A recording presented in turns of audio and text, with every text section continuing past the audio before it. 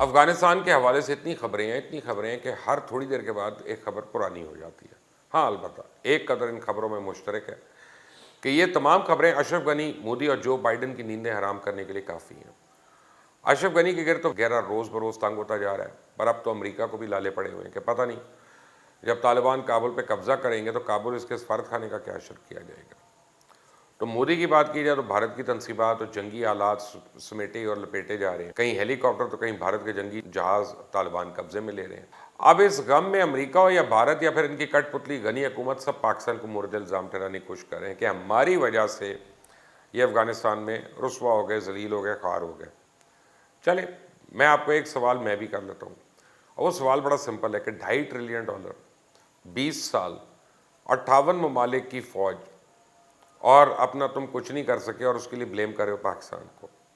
ایک لمحے کے لیے چلے مان لیں وہ صحیح ہے، تو پھر بھی امریکہ، بھارت اور نیٹو ممالک کو ڈوب مرنا چاہیے کہ پاکستان کے ہاتھوں دنیا کی تمام سپر پاورز کو شکست ہو گئی۔ CIA ہو، MI6 ہو، موساد ہو، را ہو، ان سب ایجنسیز کو بھی غرق ہو جانا چاہیے اگر ایسا ہے تو، اور ان تمام ممالک کی فوج کو بھی چوڑیاں پہن لینی چاہیے، اور ان تمام فرسٹ ورلڈ ممالک کی عوام کو اپنی حکومت کے گریبان سے پکڑنا چاہیے کہ انہوں نے ہم کو دنیا میں بدنام کروا دیا کہ 20 سالہ جنگ، $2.3 ٹریلین، 2,40,000 ہلاکتوں کے باوجود افغان حکومت 20 دن بھی طالبان کے سامنے نہیں کھڑی ہو سکتی۔ اور اگر آپ سب کے پیچھے پاکستان ہے تو پھر امریکہ سمیت ان کے تمام ہواریوں کو کسی صورت سپر پاور کا حق تو نہیں ہونا چاہیے، جو ایک ملک کی سازش کی وجہ سے $1 ٹریلین خرچ کر کے، بلکہ ٹریلینز خرچ کر کے اتنے سال لگا کے بھی جنگ نہیں جیت سکے۔ میں آپ کو بتاؤں یہ سب مغربی میڈیا کے ذریعے پاکستان مخالف بیانیہ تشکیل دینے کی کوشش کی جا رہی ہے، اور اپنی شکست کو مان لینے کی بجائے پاکستان کو قربانی کا بکرا بنانے کی ایک مذموم سازش ہے۔ کرا سچ یہ ہے کہ امریکہ جو $1 ٹریلین افغانستان میں لگا کر گیا وہ سب کچھ ہوا ہو چکا۔ امریکہ اور اس کے اتحادیوں نے جو افغان فورسز کو ٹریننگ دی وہ ایسی ہے کہ وہ صرف سرنڈر کرنا جانتے ہیں۔ ابھی تک 3 لاکھ تو دور کی بات ہے، کسی جگہ 3,000 افغان فوجی بھی طالبان کا سامنا کرتے ہوئے دکھائی نہیں دیے۔ کھرا سچ تو یہ ہے کہ افغان حکومت اور افغان فوج کرپشن میں نمبر 1 ہے۔ جو اسلحہ اور پیسہ ان کو ملتا تھا وہ افغان فوج تک پہنچتے نہیں تھا، یہ باہر سے باہر بھیج دیا کرتے تھے۔ اب وہ طالبان کے پاس جاتا تھا، کہاں جاتا تھا، یہ کام تو CIA کا ہے نا، وہ پتہ لگائے، میرا کام تو نہیں ہے کہ امریکن ٹیکس پیئر کا پیسہ کہاں غائب ہو رہا ہے۔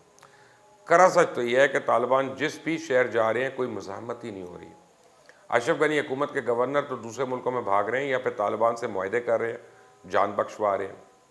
کرا سچ یہ ہے کہ افغان طالبان نے بڑے شہروں پہ قبضہ کیا تو مزاحمت ہی نہیں ہوئی، اور ان کی مقامی انتظامیہ یہ کہتے ہوئے بری ذمہ ہوتی گئی کہ علاقے کے معززین نے خون ریزی سے بچنے کے لیے فوج ہٹانے کی درخواست کی تھی جو قبول کر لی گئی، اور پھر افغانستان کے قائم مقام زیر خزانہ تو ملک سے فرار ہوئے ہی ہے، یہاں تک کہ وہ احسان فراموش نائب صدر امراللہ صالح جیسے لوگ جو صبح شام پاکستان کے خلاف غلط بکواس کرتا رہتا تھا، اب وہ بھی دم دبا کے کابل سے غائب ہو گیا۔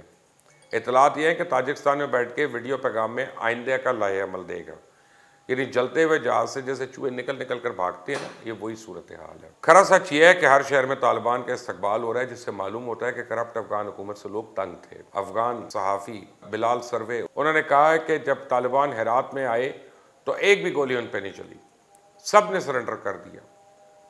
اس صورتحال میں مغرب و بھارت گھبراہٹ میں اپنے لوگوں کو تو افغانستان سے نکال ہی رہے ہیں، ساتھ ہی میں پورا ویسٹرن میڈیا اور بھارتی میڈیا بھی بوکھلاہٹ کا شکار دکھائی دیتا ہے، ایک ایسے انجانے خوف کا شکار دکھائی دیتا ہے کہ جب طالبان آئیں گے تو پتہ نہیں کیا کریں گے۔ اب اس ڈر میں وہ مفروضوں پر مبنی ایسی خبریں پھیلا رہے ہیں کہ لوگوں کو گمراہ کیا جائے۔ اب 2 خبریں ہیں، ایک تو یہ کہ طالبان کی پیش قدمی کے پیش نظر امریکہ نے 3,000 اہلکار افغانستان بھیجنے کا فیصلہ کر لیا۔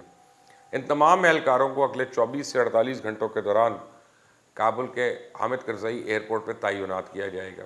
ساتھ ہی اگر افغانستان میں ایئرپورٹ کو محفوظ بنانے کی ضرورت محسوس ہوئی تو ایک انفینٹری بریگیڈ کویت میں بھی تعینات کی جائے گی، جبکہ امریکی فوج اور ایئر فورس کا 1,000 اہلکاروں پہ مشتمل مشترکہ یونٹ قطر میں بھی تعینات کیا جائے گا۔ تو اگر ایسا ہو جاتا تو آسان الفاظ میں یہ سمجھیں کہ امریکہ اور طالبان کا معاہدہ ختم، تو مجھے فی الحال اس کی خبر کی خبریت پہ تو شک ہے، کیونکہ امریکہ اس کا متحمل نہیں ہو سکتا۔ ہاں، اشرف غنی اور بھارت کو وقتی خوشی اور حوصلہ دینے کے لیے شاید یہ خبر ٹھیک ہو، کیا پتا کہ امریکہ اشرف غنی کو تسلی دینے کی کوشش ہو کہ ڈٹے رہو، مرتے رہو، فکر نہ کرو۔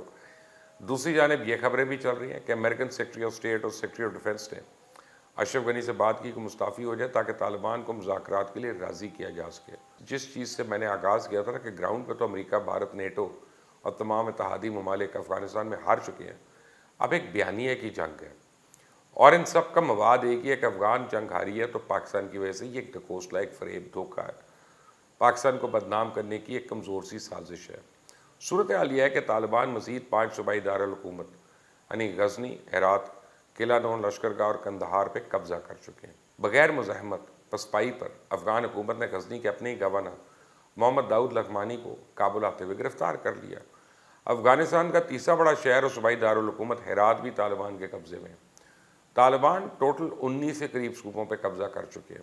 حالات یہاں تک بگڑ چکے ہیں کہ صدر اشرف غنی نے دارالحکومت کابل کو بچانے کے لیے خطے کے ممالک اور غیر قانونی مسلح ملیشیا گروپوں سے بھی التجا کی کہ آؤ اور پلیز ہماری مدد کرو۔ اس وقت افغان حکومت، امریکہ اور بھارت کے لیے ہر چیز الٹ ہو رہی ہے، اور طالبان امریکہ کی توقع سے کہیں زیادہ تیزی کے ساتھ افغانستان پہ قابض ہو رہے ہیں۔ ماہرین کا تو کہنا ہے کہ افغانستان میں طالبان کی پیش قدمی روکنا اب ناممکن دکھائی دے رہا ہے۔ شمال سے مغرب ہر طرف آپ کو طالبان کا جھنڈا نظر آئے گا، یہاں تک کہ اسماعیل خان جیسے وار لارڈ بھی طالبان کے ہاتھ پہ بیعت کرتے اور سرنڈر کرتے ہوئے دکھائی دے رہے ہیں۔ افغان فوج کی پسپائی کے مناظر کو دیکھیں تو معلوم ہوتا ہے کہ ان کے اندر وہ تحریک ہی نہیں، وہ جذبہ ہی نہیں جو طالبان کے جذبے کا مقابلہ کر سکے۔ افغان فوجی مرنا نہیں چاہتے، طالبان کو دیکھتی دوڑ لگا دیتے ہیں، اور یہ بات بھی بالکل درست ہے کہ آخر کیوں وہ امریکہ اور مغربی طاقتوں کی کٹ پتلی حکومت کے لیے اپنی جان کی قربانی دیں۔ عجیب بات ہے کہ صدر اشرف غنی 3,50,000 فوجیوں پہ مشتمل طاقت کے ہوتے ہوئے پرانے وار لارڈ سے التجا کر رہے ہیں کہ میدان میں اتریں اور حکومت کو بچائیں، اور وہ عوام بھی جہاں ممکن ہو اسلحہ تسلیم کر رہے ہیں، تلقین فرما رہے ہیں کہ طالبان کے خلاف اٹھ کھڑے ہوں۔ سوال ہی پیدا ہوتا ہے اتنی بڑی فوج، وہ بھی مغربی طاقتوں کی تربیت یافتہ، ان کی مسلح کہاں گئی؟